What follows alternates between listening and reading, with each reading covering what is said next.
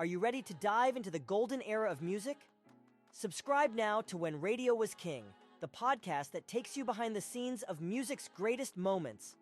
Hosted by legendary music exec T.C. Tompkins, each episode reveals untold stories from icons like Michael Jackson and more.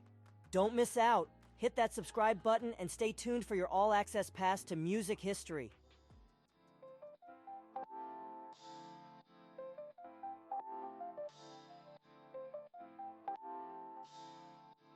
Talk to me, Michelle, on the street lights on the corner. City vibes got a story. Feel the beat, don't ignore me. Welcome to another episode of Talk to Me, Michelle, and I hope everybody is doing well today. All right, we're going to get to the topic of this episode, and it is the question I always keep in mind. Why are people always asking for money online? I mean, do you ever just go online just to check to see what's going on and you happen to pop in a live or you're just scrolling? There is some type of fundraiser, some type of necessity, or there are people online every day asking for donations. Now, my personal insight and the inspiration behind this topic is because there are people online and there are the same people. Every time if I do pop in, they're asking for money. And it's not even a situation where their car needs repairs, they're about to be evicted. It's just, I'm asking you for money just because. And people donate, just abundantly. So I want to explore why people are making it a habit nowadays to ask for money online. All these donations, whether it's a trend that reflects broader social changes, emergency circumstances. I'm just going to break it all down in this episode. Now, there is a history when it comes to asking for online donations. It didn't just start. It's been in effect since the mid-2000s, I'll say, because they started with GoFundMe. That was established in 2010. That launched for personal causes, and it became a go-to site for raising money for emergencies, medical expenses, life events like funerals or education, but it's not utilized as much nowadays because people can go directly to their social media source and ask for people to donate via Cash App, PayPal, what have you. Now, Patreon, that was established in 2013. That is specifically designed for creators, and that allows artists, musicians, podcasters, and content creators to receive ongoing financial support from their fans. And you guys have to understand, even though I use Buy Me a Coffee myself, that is a way to keep content coming. So the money donations do have a purpose on platforms like that. Some of these are subscription-based models, and they let users contribute regularly, so they help the creators fund their projects without relying on traditional advertising or sponsors. Facebook has also gotten the mix. As of 2017, they integrated fundraising tools, making it easy for users to raise money for personal causes, charities, organizations directly on that platform. But it really became popular with birthday fundraisers. And that's when people are asking for donations, but they're not asking for the donations directly. They're asking you to donate to a charity on their behalf for their birthday. So even though somebody might be getting married, having a birthday, just had a new baby, there's been a cultural shift on how we give nowadays. Because it used to be physical gifts. And physical gifts required a little time, consideration, making sure it's the right item, if that's exactly what they wanted. We had wedding and baby shower registries. They still exist, but most people are taking a new alternative to getting the items requested. So we've shifted from physical gifts to monetary contributions. It is convenient because you don't have to go out and look for a physical gift, even though we do have Amazon. I'm an Amazon believer. But at the same time, you have these platforms like GoFundMe, PayPal, Venmo. Online platforms make it easy for people to give money instantly without the need for shopping. And I know some of us do enjoy shopping, even if it's online.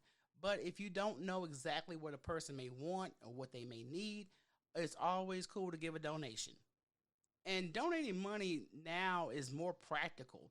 It allows the people that you're giving the money to use the funds as they see fit, whether they're celebrating a birthday, whether they're getting married, or if they've got some other type of personal need. It's a flexibility that's changed how people express generosity. Giving donations also gives social recognition. They're made on platforms like Facebook. They have those fundraisers that are often public. So it allows the contributors to showcase their generosity to their friends and their networks. It's a public display. So it does create a form of social validation when people feel compelled to contribute to causes in a visual way. And sometimes people will just donate for that cause. Not necessarily they believe in it, but they want the acknowledgement that they did donate. Online donations have also created social pressure. You see others contributing online. It creates a little bit of a pressure to you. You know, if you guys are all in the same circle, we know that there's one person is in need and everybody else is donating but you. So it does put a little social pressure on us, especially when donations are tied to social events like birthdays or fundraisers for a friend's cause. The main thing I don't like about online donations, it normalizes asking for financial help. Now, don't get me wrong. Everybody has a need, and with the cost of living going up, I completely understand we may all fall short at times when it comes to the goal that we need. But when you see so many people online, it could be for a pet surgery. It could be because they want to have crab legs for dinner. It is just so many things that people ask you to donate to so they can go out either take care of a situation or they can have a good time. Now, I understand if it's a medical bill. I can understand if it's educational costs. But the shift has led to a more open dialogue around financial struggles overall. These platforms are giving people a non-judgmental space to ask for help. And at one time in our society, it was like shameful, very awkward for you to even have the nerve to ask for any type of money. But these online platforms, they've reduced the stigma. People feel more comfortable seeking financial support openly, often framing their requests as part of a community effort or a personal journey. And I think more people are appreciative of monetary gifts nowadays because it changes how we give, fundraising instead of gifts. This has changed gift giving occasions because you can have a fundraiser instead of giving gifts. It's become very popular to ask for donations or traditional birthday gifts, holiday gifts. The shift reflects a change in values, with many people prioritizing causes over material gifts. And a lot of special occasions have gone straight digital. I mean, from weddings, birthdays, graduations, even funerals. They're now often accommodated by online fundraisers, with monetary gifts becoming more common than physical items. When you're asking for online donations, it can kind of leave a bad taste in some people's mouth because it's an ease of online giving, and it's going to make people feel obligated to a certain point to donate if they haven't received similar support in the past, turning financial exchanges into social currency of goodwill and support. So I think it's like a clout type of thing, not saying that that's all the purposes for donations, but people that donate because, I gave to them too. How much you give? It's a comparison at some point. Some online fundraisers, they do build communities. They do. They help foster a sense of community, a collective responsibility, where people rally together to support each other during important life events or in times of need. Now, you may ask, why are we giving more money than we are gifts? Well, first of all, it's convenient. It's very convenient. There is a digital way of transferring money. Everybody has got at least one app that they get digital funds from. And traditional gift giving, which typically involve physical gifts and cards, is increasingly replaced by money. And there's several reasons for that. It's practical and it's flexible. Money, the contributions give the recipient flexibility to choose what they truly need or want rather than being limited to the giver's choice.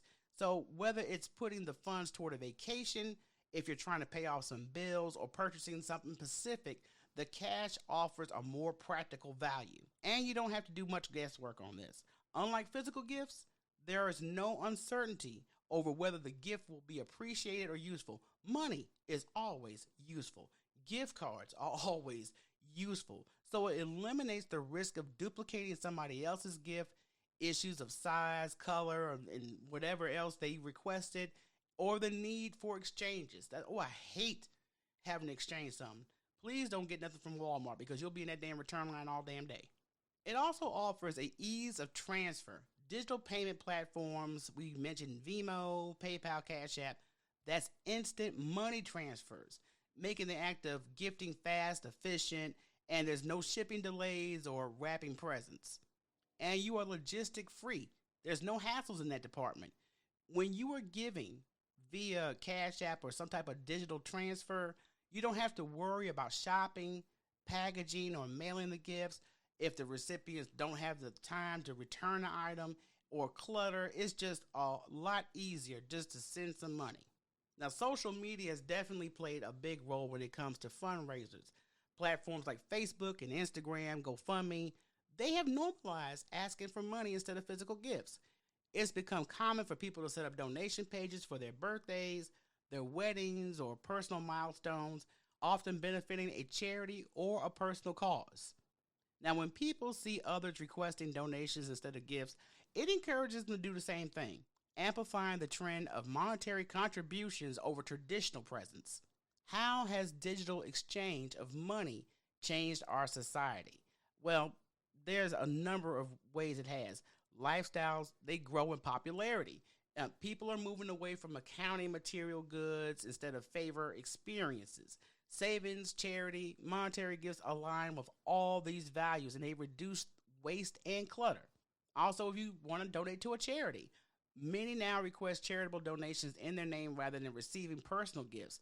That reflects a shift in the priorities, not always relying on material presents, but they can support causes with that money instead of getting a gift. Now, I know there are some people out there that do need money for certain causes, certain life situations, but it also adds financial pressure. You know, with the cost of living, you got student debt, and that's made monetary gifts more appealing, especially for the younger generations. And it's normal nowadays to receive money for your birthday, your weddings, or other occasions to help people manage expenses or save for future goals. One thing that is a benefit if you donate online, that you control the contribution. So you have more control over how much you give, and it's avoiding the awkwardness of gift comparisons. Because I remember back in the day, you all be at the kid's birthday party, everybody brought physical gifts, but in the background, the adults were looking at who brought what for their child, and they will do a little comparison list. You see that cheap shit they brought in here for my baby? Yeah, they do that shit. So you don't have to worry about none of that when it comes to just giving some money. Online donations have definitely given us an evolution of the etiquette we have because it's more socially accepted. Because back in the day, you know, it was seen as tacky, downright despicable for you to even ask for money for anything, regardless of your situation. But there's a growing acceptance of money contributions, reflecting changing etiquette norms that people openly express that financial support is more helpful than getting something materialistic. So what are the reasons behind this trend? Everybody asking for online donations. It's my birthday. It's a wedding. I just had a baby.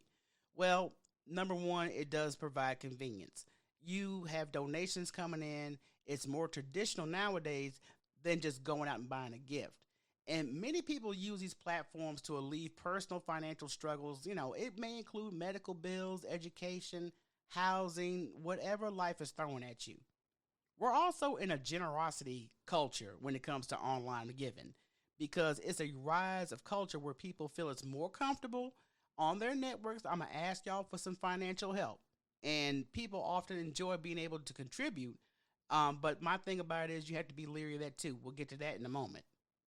But don't think that online donations do not come with psychological and emotional factors because they can also cause empathy and guilt. Seeing someone online asking for donations, and depending on what the situation may be, it tugs on your emotional strings. And when it gets to that emotional portion of you, that's like, oh my God, I now feel willing to donate. I really want to help this person. And there's also social media marketing when it comes to getting money online. You know, I've seen people put up, I'm short $10. Can you cash at me? It's my birthday. Can you cash at me? It's just like a promotion. They don't even have to be live. They could just put up a post and put up their cause and put their Cash App, PayPal, whatever up and start getting donations. But there's also a stigma for people that donate or feel obligated. It's called FOMO, and that's short for fear of missing out. People who contribute out of fear of missing out on being part of a cause or a special event. And some people play on that very well. If you don't donate, you ain't shit. Constant requests for donations can create feelings of overwhelming and financial strain for individuals in several ways. Number one, if you're going to request money frequently, with the rise of these platforms, social media, people are often bombarded with requests to donate to various causes, whether it's for the medical bills, your personal hardships, or charity events. This consistent influx can lead to donation fatigue, where individuals feel emotionally and financially exhausted from giving. I mean, even if it's not money, have you ever been in a situation where you are just giving so much of yourself, your time, and when you're done, you're drained? It's the same thing with financial donations. And people have to realize that we're going through financial pressure and strain. We may have limited resources. You may want to help, and you have the good intention of helping, but there's always a constant pressure to donate, even when it's in small amounts. If you look back on somebody you've consistently donated to, that adds up over time. And people are already feeling financially drained, especially when they're having challenges with their own finances, and then you see the same person that's always asking for money. Also experiencing guilt and obligation, social media platforms, they make donations visible, increasing feelings of guilt if someone doesn't contribute. Now, that can create an obligation to give even when you can't afford it. You're doing that only because you're in fear of being judged or you're not being supportive. Man, kick rocks on that one. Emotional tolls also include empathy overload. Have you ever had an empathy overload? That's when you're being exposed to consistent stories of hardship, consistent financial need. That's emotionally draining. And over time, as you're supporting someone's financial cause, you may start to feel overwhelmed.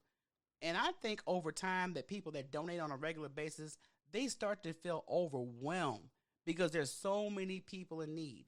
And you automatically, if you realize it or not, become emotionally desensitized. And some people may fall for that social pressure. They see people contribute to a fundraiser or a cause that can be a social pressure for you because everybody's aware of the cause, but you're the only one that hadn't donated. The fear of missing out on appearing unsupportive, that can lead to individuals making contributions, even when they're reluctant or financially stressed. That is something I don't have a problem with, because if there's a cause and my financial situation is not at a point where I can donate, or I'm just not really convinced, that's just me. If I'm not convinced that there is really a cause and a purpose for me to even give you any of my hard-earned money, it's going to stay right in my bank account. And let's clear the lines. I think there's a big blur when it comes to boundaries, because you have two different type of causes. You have the personal type of cause and a charitable cause. So you may have personal fundraisers for birthdays, weddings, medical expenses. There's a blur between the traditional charitable giving and personal gift giving. You ever see Judge Judy when she gets a couple that used to live together? She's like, okay, where's the paperwork at? Was that personal or was it a gift? Let's get to the heart of the matter. As more people request donations for personal milestones, it can create an unspoken expectation that friends and family reciprocate when they ask for financial support in the future. So please believe, if you have a situation come up in the near future and you did not donate to whoever's cause, they'll bring that up and rub it in your face like, well, okay, when I was going through that, I didn't get nothing from you. Now, when you receive these consistent requests, some people may make you feel like, they're losing control over how they allocate their finances. And in some cases, that's true. There's a social pressure to give.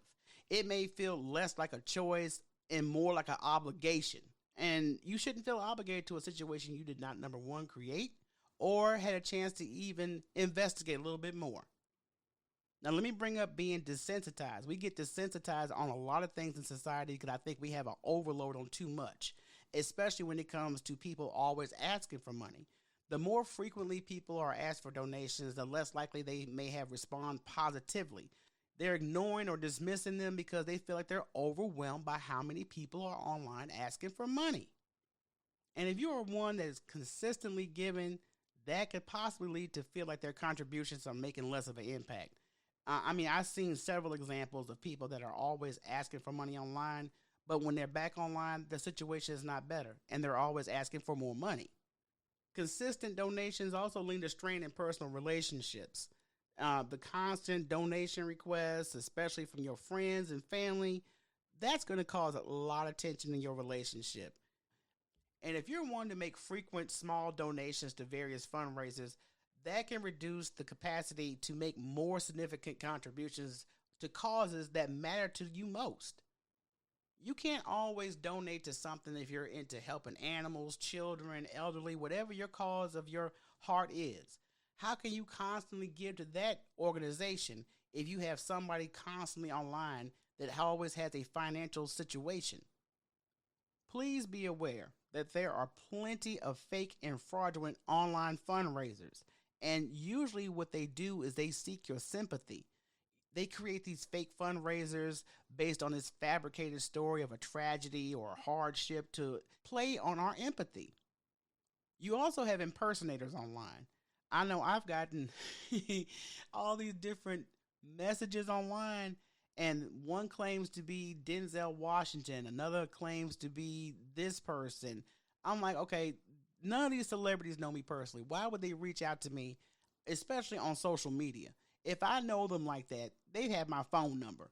But a lot of people fall for this. I've seen so many women, particularly on shows like Dr. Phil, and they swore up and down they were talking to Tyler Perry, and they had to send Tyler Perry some money.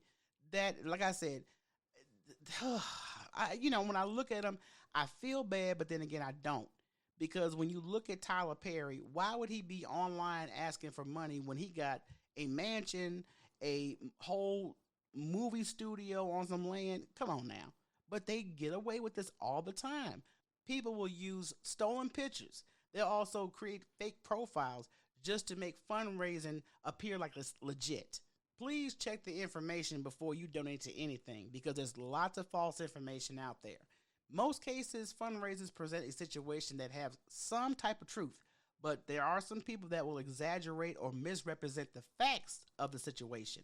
Like an individual may overstate their financial hardship for a health condition, and the donations come in, and it's actually more than they actually need for the situation. You can also check for the lack of accountability and transparency. If there's no oversight, unlike, registered nonprofits, personal fundraisers on platforms like GoFundMe or Facebook, they lack formal oversight.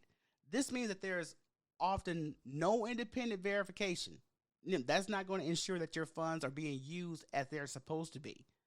And if you're donating to a cause that has no obligation to report, no, that's a no-go. Because in many cases, fundraisers are not required to provide donors with a report or update on how the money was spent. And that's creating lack of transparency. Donors have no way of knowing whether their contributions made a difference or if the funds were used appropriately. I've seen so many cases with that. I'll give you a prime example. There was a girl not that long ago that said she was assaulted by a bunch of men with a brick to her face. And this heifer went live from the emergency room. Her face is all on swollen on one side. She crying. Oh, look what they did. And there was men around. They didn't help me. When everybody scratched the surface, she'd done it before. She'd done it several times. She would say there was a assault on her and would set up a GoFundMe page and would be racking in so much money. And then she finally got busted on that last one. But people make a career out of doing that because they tugging at emotional strings. Platforms like Patreon or Kickstarter, this is where donors, they're promised gifts or products in exchange for a financial contribution. And sometimes people can be manipulated like that. Organizers will collect all this money without ever delivering the promised goods, the services, so they leave the donors empty-handed. You have to make sure that people on these online platforms that are asking for financial support, especially for medical expenses, life events, and even birthdays, make sure everything's legit. And how often are they asking for money? Because if I just see you on live every day and I see your Cash App PayPal, however form of payment you take. And what are you doing to earn this money? I mean, me watching you online, a lot of people are online, but a lot of people just constantly come online, pin their cash app, asking for money, and they're not improving themselves. Their life has not gotten any better. And I've seen it, and I'm like, okay, you definitely won't be getting one red cent of mine. But my perspective on asking for money online, like I said, special occasions, if people feel like being generous because it might be your special day, whether it be birthday, wedding, but you also have to keep in mind that people have their own financial commitments they have to take care of themselves. Everybody cannot be online and donate to you every time you have your Cash App up. So make sure you guys investigate before you start digging in your wallet and giving out money. Thank you guys again for tuning in to another episode. I encourage you guys to go to YouTube and subscribe to my YouTube channel. That is where we have live interviews, good comments. I can also be found on all social media platforms at Talk to Me Michelle. Hey, if you guys like the show, I would appreciate if you give me a great review on your favorite podcast platform. You can also leave me some feedback on what you think about the show or some topic suggestions. 832-463-0525. So until next episode, everybody, peace.